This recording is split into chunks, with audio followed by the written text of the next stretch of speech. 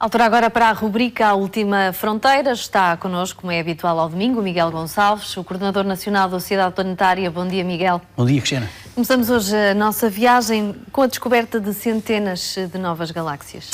Sim, a nossa viagem de hoje começa mais ou menos na década de 80, quando os astrónomos começaram por reparar que, se calhar, as galáxias não estão igualmente distribuídas ou de uma maneira uniformemente distribuídas pelo universo. Não, parece que há uma série de paredes e de gigantescos filamentos de galáxias que estão distribuídas não de uma maneira muito igual ao longo do universo. E uma destas zonas, que não está propriamente igualmente distribuída, até é relativamente próxima de nós.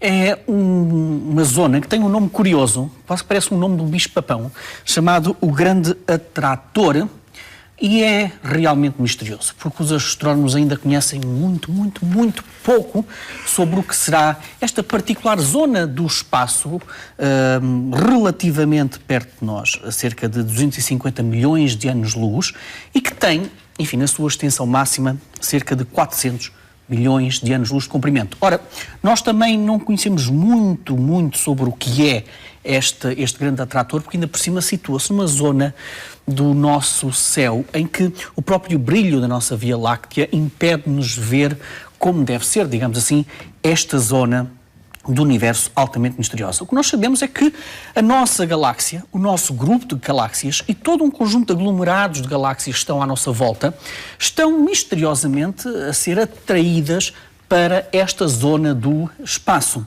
E se está a ser atraído, então nós podemos desde já saber uma coisa, é que então aquele grande atrator tem que ter uma massa descomunal, absolutamente astronómica no verdadeiro sentido do termo.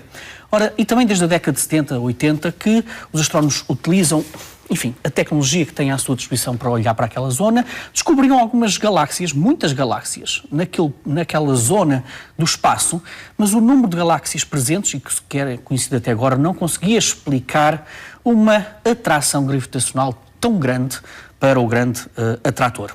Eis então que aparece uma notícia desta semana em que astrónomos utilizaram um radiotelescópio de Parkes, da Austrália, que foi significativamente melhorado a vários níveis e encontraram então 833 galáxias naquela zona. Cerca de um terço destas 833 galáxias era desconhecida.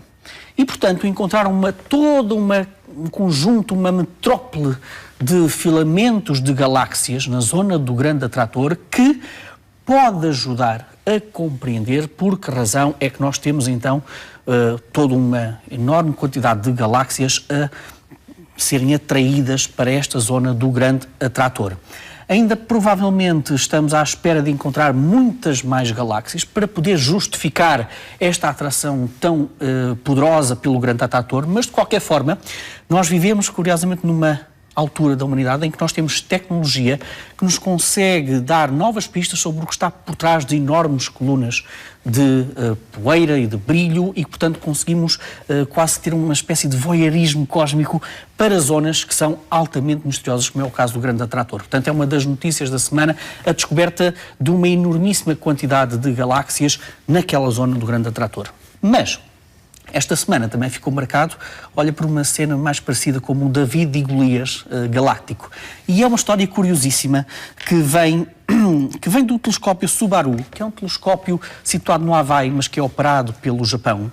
E alguns astrónomos que utilizaram este telescópio Subaru encontraram um par de galáxias, uma galáxia muito grande e uma galáxia muito pequenininha, Mana. Ora, aqui está a grande e depois vamos ver a pequenina. E encontraram este duplo, este conjunto de galáxias num abraço mortal. Ou seja, a galáxia anã está, curiosamente, a perturbar a galáxia gigante, mas, coitada, ela sabe que não vai resistir muito tempo, porque ela está a ser engolida pela galáxia maior.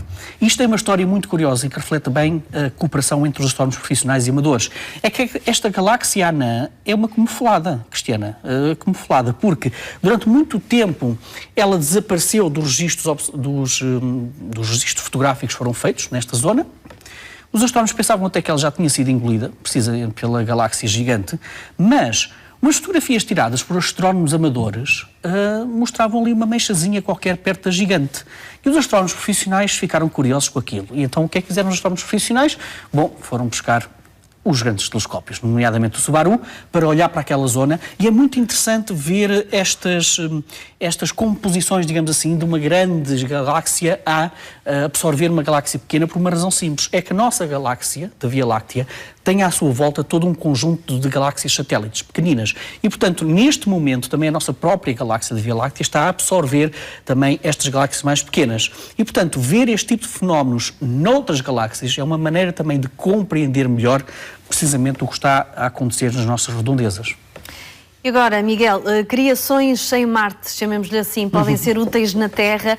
Engenheiros podem ter criado o primeiro carregador portátil do mundo para ligar os carros elétricos em qualquer lugar e em qualquer hora, não é? E via Marte, que é a questão mais curiosa no meio disto tudo. Ora, o primeiro vídeo que nós vamos ver mostra-nos como é que nós hoje fazemos a exploração de Marte e do seu solo e do seu subsolo. Isto são imagens do rover Curiosity, que está em Marte e que utiliza uma broca mecânica para perfurar a sua superfície, porque obviamente quanto mais matéria rochosa nós conhecermos, quanto mais profundo conseguirmos ir na superfície de Marte, mais história geológica temos sobre Marte e o que terá sido o passado de Marte.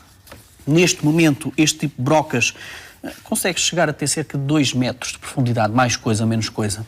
Mas os cientistas querem sempre muito mais. Gostariam muito de ter qualquer tipo de dispositivo que conseguisse perfurar cerca de 10 metros de profundidade, seja em Marte, seja, por exemplo, em asteroides. Ora, a Agência Espacial Europeia está a financiar o estudo feito por uma empresa da Noruega, a Zaptec. E nesse estudo, eles pretendem utilizar uma espécie de broca com plasma. Imaginem, é como se fosse uma espada dos Jedi, de Star Wars, mas a perfurar precisamente o solo marciano. E os estudos dizem que este tipo de broca consegue mesmo chegar aos tais 10 metros de profundidade. Qual é a grande vantagem desta broca? Para já, o transformador. O transformador elétrico utilizado precisamente neste tipo de dispositivo é muito mais portátil, é muitíssimo mais pequeno e é muitíssimo mais eficiente na gestão da corrente elétrica. E eis então que a Zaptec olhou para este transformador, que tem dado tão boa conta de si, e disse, por que não utilizar isto na Terra? E então fez até um acordo com um dos principais marcas de automóveis que nós conhecemos e colocou precisamente este transformador à disposição de todos aqueles que, assim, quem tem um carro elétrico pode ligar o seu carro elétrico a uma tomada qualquer em casa, porque este mini espetacular transformador espacial consegue adaptar-se a qualquer rede elétrica que nós conhecemos. E consegue, no fundo, este transformador portátil consegue transferir essa energia elétrica para o carro de uma maneira muito mais eficiente, muitíssimo mais rápida e altamente portátil. É que os transformadores que hoje estão presentes no mercado para carros pesam cerca de 100 quilos e são grandes, são desajeitados. Este não. Este pesa apenas 2 quilos, é altamente portátil e é mais um daqueles exemplos de como ir ao espaço dá saúde, digamos assim, e dá muito jeito aqui na Terra. Para terminar, lembramos a morte de Edgar Mitchell, é o desaparecimento de mais um viajante lunar. Foi o 6º homem a pisar a Lua e deixou-nos no dia 4 de fevereiro, na passada quinta-feira. Eu acho que nós devemos sempre aproveitar, quando desaparece, estes cavalheiros que pertencem claramente ao mais restrito clube humano, que é o dos 12 homens que tocaram na Lua. Edgar Mitchell fez parte da Apollo 14, foi uma missão particularmente importante, porque foi aquela missão que permitiu restaurar a esperança da humanidade, em particular dos Estados Unidos, na exploração da Lua. Seguiu-se precisamente a Apollo 13, que para muitos foi considerado o fracasso mais extraordinário da nossa aventura espacial. Edgar Mitchell foi também um dos astronautas mais polémicos, com uma componente, digamos, esotérica muito presente. Fez até à revelia da própria NASA, dos seus próprios companheiros, umas experiências extrasensoriais enquanto estava no seu módulo lunar e, portanto, sempre foi um astronauta com uma perspectiva muito esotérica do próprio universo. Não deixa de ser menos glorioso por isso, como é óbvio, e, portanto, qualquer astronauta do programa Apollo que desaparece relembra-nos sempre que nós já não vamos à Lua há muito tempo e que estes foram os seres humanos que estiveram mais longe da humanidade e que é toda uma geração que está a desaparecer. Só para termos uma pequena ideia, neste momento só estão vivos cerca de 7 dos 12 astronautas que pisaram a Lua. Miguel, obrigado e até ao Obrigado, próximo Cristina. fim de semana. Fazemos agora uma pausa, já a seguir atualizamos toda a informação. Até já.